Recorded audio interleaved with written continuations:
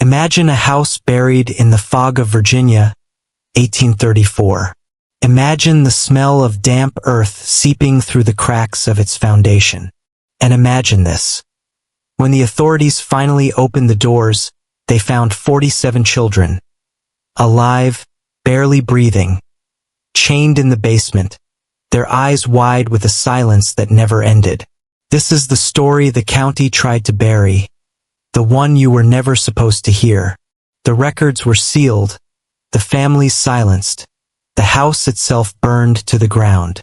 But fragments remain, journal entries, missing person reports, church archives with lines blacked out by trembling hands. Together they form a portrait of something older than cruelty, older than madness. The Sullivans were not just another wealthy Virginia family. They were custodians of a ritual, one whispered about in sermons and hinted at in the margins of local folklore. And the basement? That was never meant to be opened. The Sullivan name carried weight in Albemarle County. They owned tobacco fields, a stone mill, and a sprawling home perched on the edge of a hollow known to locals as Crow's Mouth.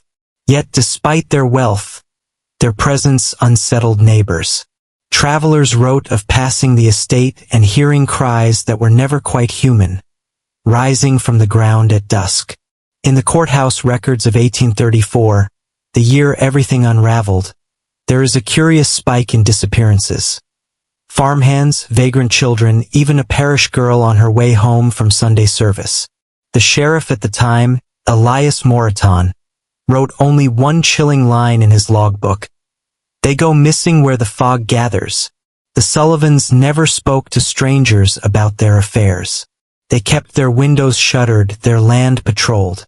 Still, the town tolerated them for fear more than respect. Until the day a farm boy stumbled home, wrists rubbed raw from chains, whispering of a basement and of voices that begged him to stay forever.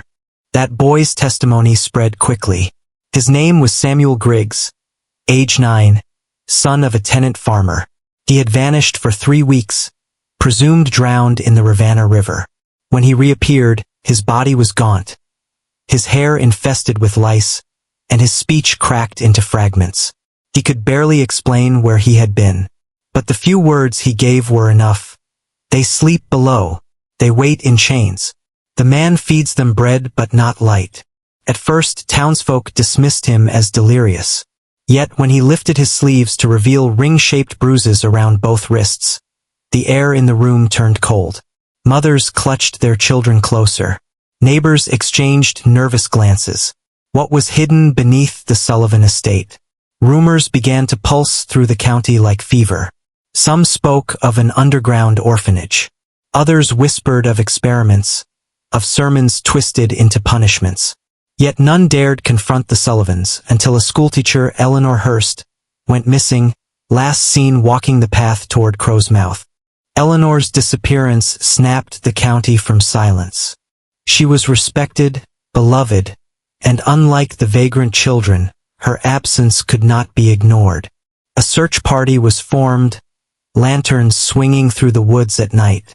They combed the fields, the creeks, even the graveyard near the old Presbyterian chapel. Days passed with nothing.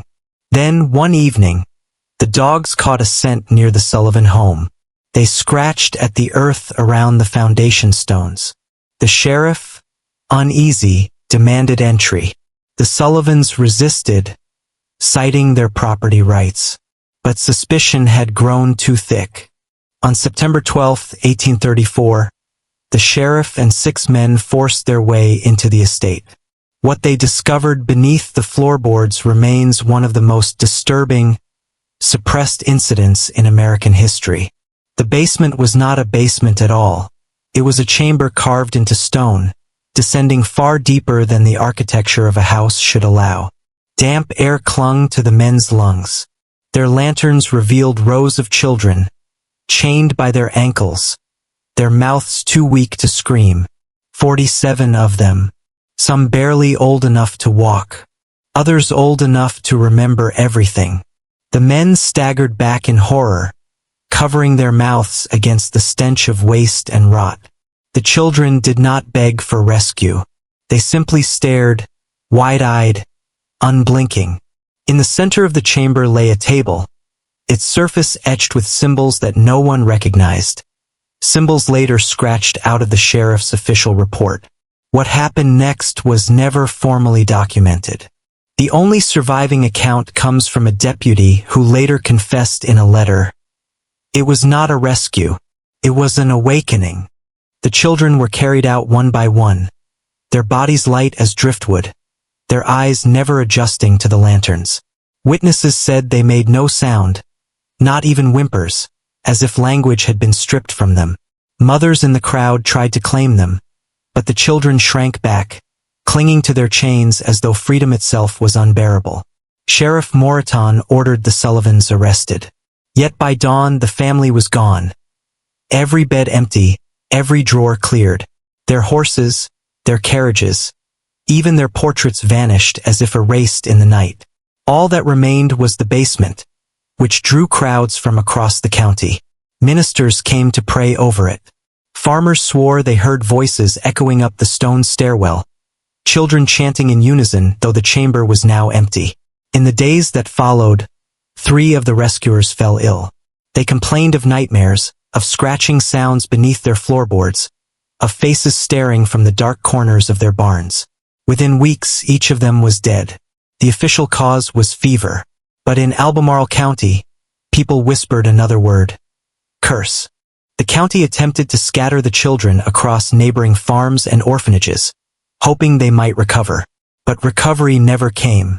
At night, they rocked back and forth in perfect rhythm, eyes open, whispering words no one could translate. One farmer locked a boy in his barn after the child refused to eat. The next morning, the boy was gone, but the barn walls were covered in the same symbols carved into the Sullivan stone table. Soon, fear outweighed pity. Families abandoned the children on courthouse steps. Orphanages closed their doors, claiming they were too dangerous to keep. The church took them in briefly, but the minister resigned after a month, his sermons reduced to fragmented screams about the mouth that swallows. Eventually, all 47 children disappeared, some in the night, others during daylight as if lifted into the air. No graves were dug. No remains were found. They simply dissolved into the hills around Crow's Mouth. And with their vanishing, silence returned.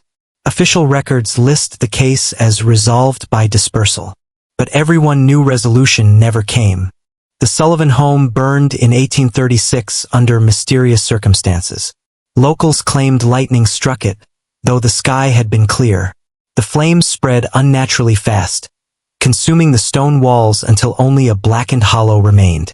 Yet those who stood near the ruins swore the fire burned cold, that smoke curled downward instead of rising. Even after the ashes cooled, nothing would grow on that land. No grass, no vines, not even weeds.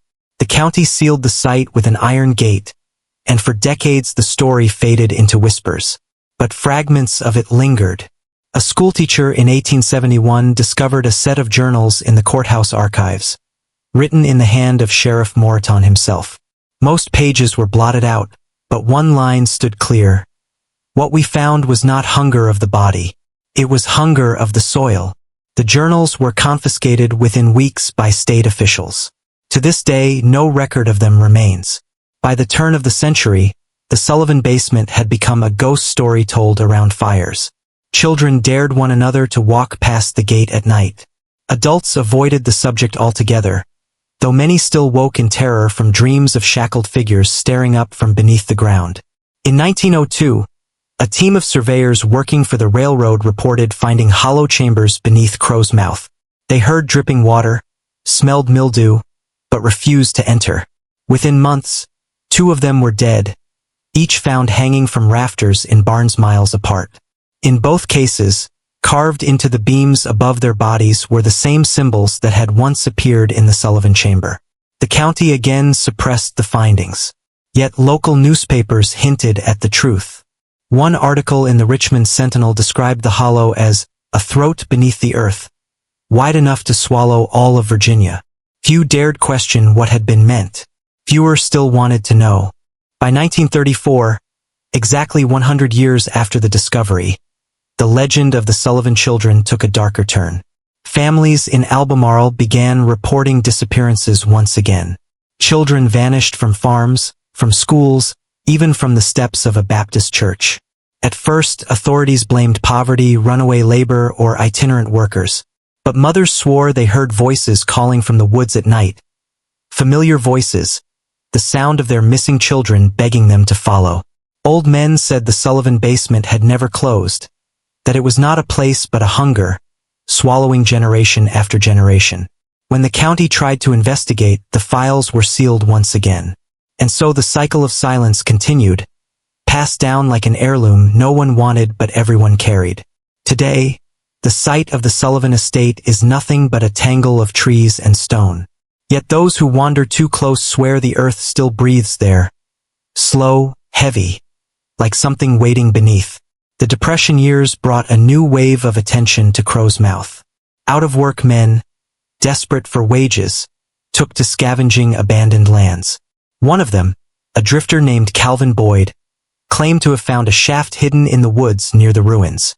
His account, written later in a letter to his brother, described stone steps slick with moss, leading downward into blackness. He wrote of hearing children singing, not with joy, but with a rhythm like the ticking of a clock. Boyd vanished soon after mailing that letter. His body was never recovered.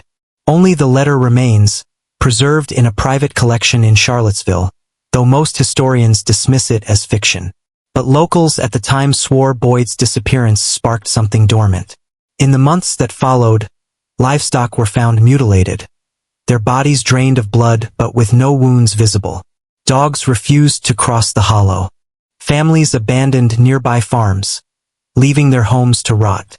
The Depression starved Virginia's people, but in Crow's Mouth, it seemed to feed something else entirely. By 1937, the Works Progress Administration sent survey teams to map the area. Their notes, unearthed decades later, reveal oddities. Compasses spun uncontrollably within 100 yards of the hollow. Radios picked up voices instead of static, children whispering prayers in languages unknown. One surveyor, Matthews Orr, scribbled frantic sketches in the margins of his notebook. Chains, open mouths, spirals descending into darkness.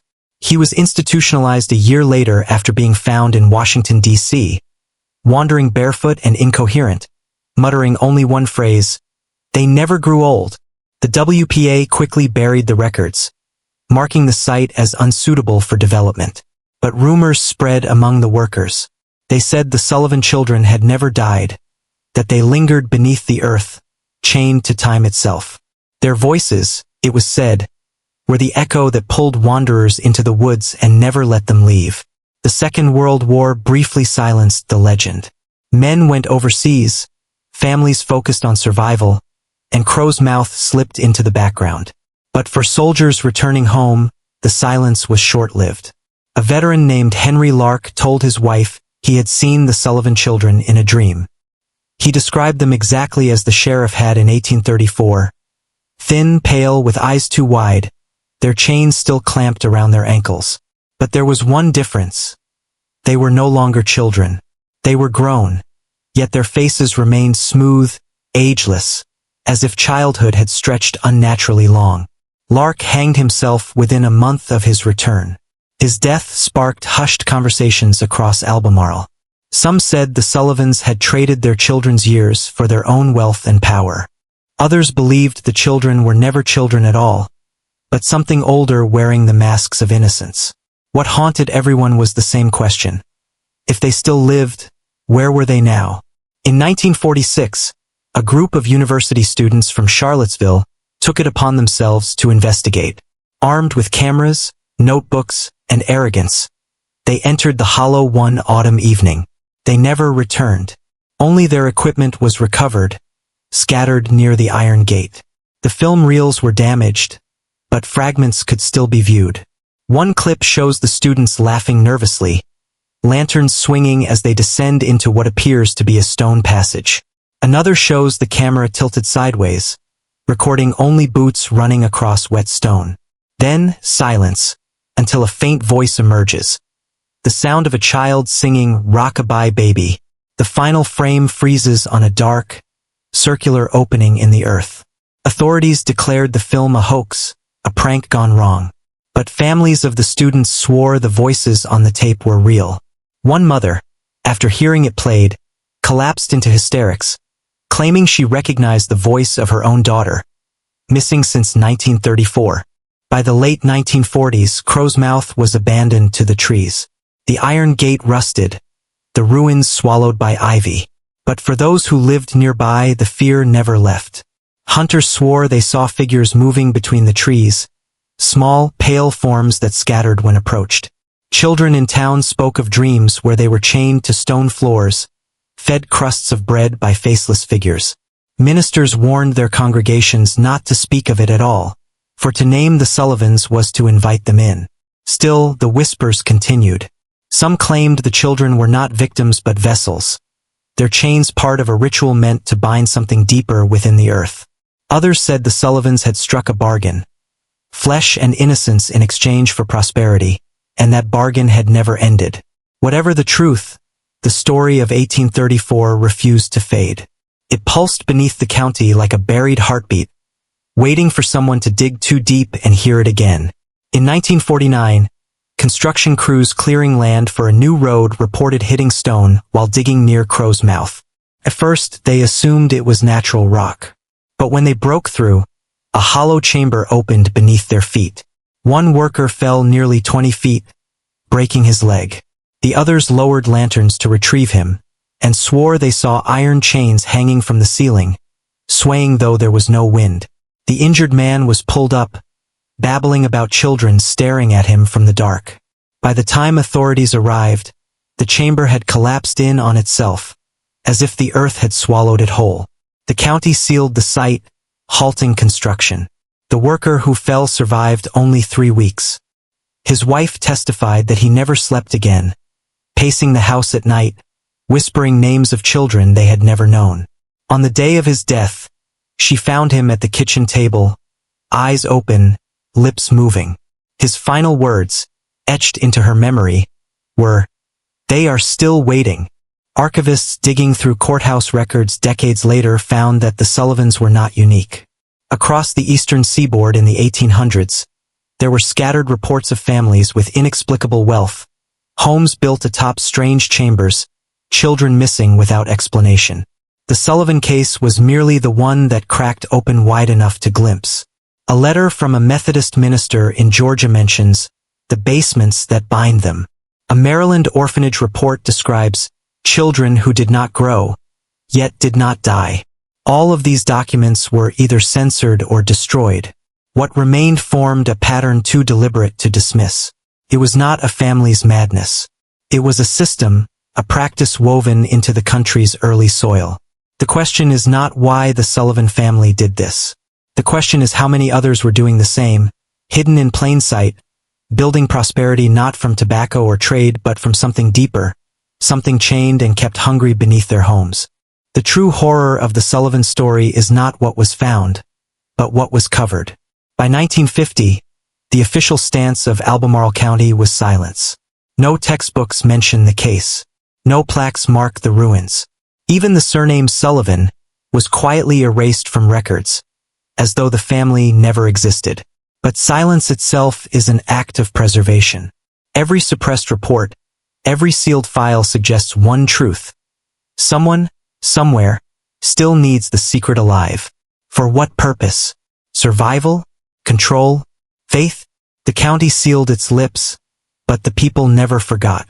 To this day, older residents of Virginia refuse to speak of the hollow at night. They warn their grandchildren not to wander too close, not to follow voices in the woods. They know that what lives in the ground does not die. It waits, it watches, and it whispers to anyone willing to listen. A chilling rumor persists among folklorists, that the Sullivan children never left. They did not vanish into the woods or dissolve into myth. They still exist, unchanged, untouched by time, wandering through basements across the country.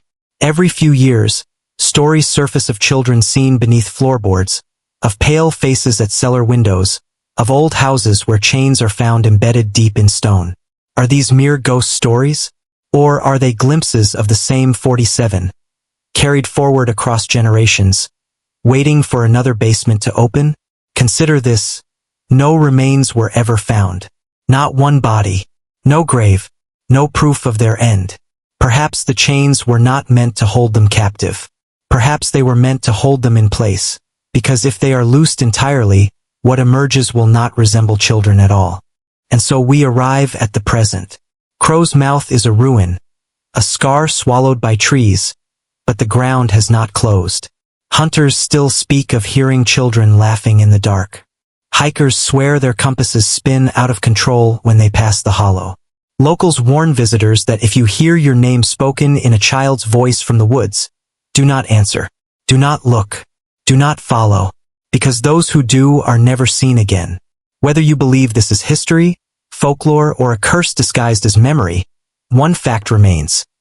Something happened in Virginia in 1834 that no one was meant to know. 47 children, chained in the dark, family erased, a silence imposed, and a secret buried, but never dead. Perhaps you'll forget this story after tonight. Or perhaps, when you're alone in the basement, you'll hear a sound you cannot explain. Chains rattling faintly, as if carried by children who never grew old. And when you hear it, you will know you've listened too long.